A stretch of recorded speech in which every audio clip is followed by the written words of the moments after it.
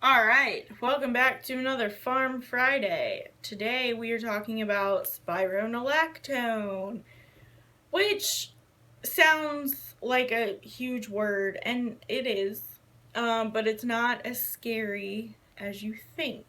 This is a potassium-sparing diuretic. So last week, or previously, we talked about Lasix, which is a loop diuretic.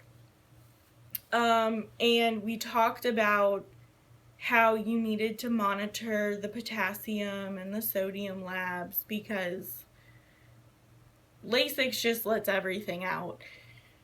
Spironolactone helps to retain some of the potassium. So typically patients that take spironolactone don't have to have a potassium supplement because a lot of patients that take Lasix have to have a potassium supplement. So that's the big thing with spironolactone. But we still do need to monitor the labs, the electrolyte levels, that kind of thing.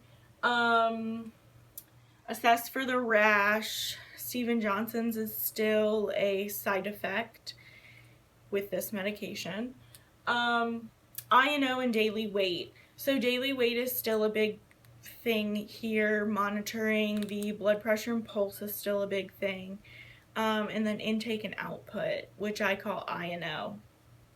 So just monitoring what they're putting in and then what's coming out.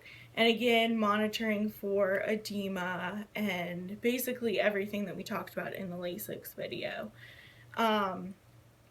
Skin turgor, not wheezes, crackles in the lungs, edema, shortness of breath, that kind of thing. We're still monitoring for fluid volume overload.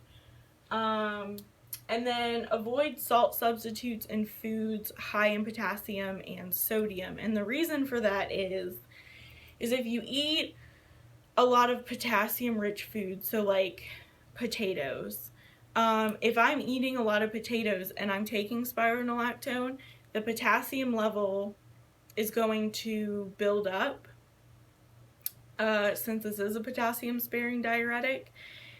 And instead of going into hypokalemia, I'll go into hyperkalemia.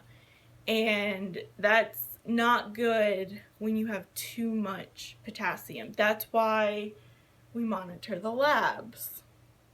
But we also educate our patients not to eat a lot of potassium or sodium and not to use the salt substitutes that are high in potassium and sodium. So, if you have any questions, leave them in the comments. I hope this was helpful, and have a good weekend.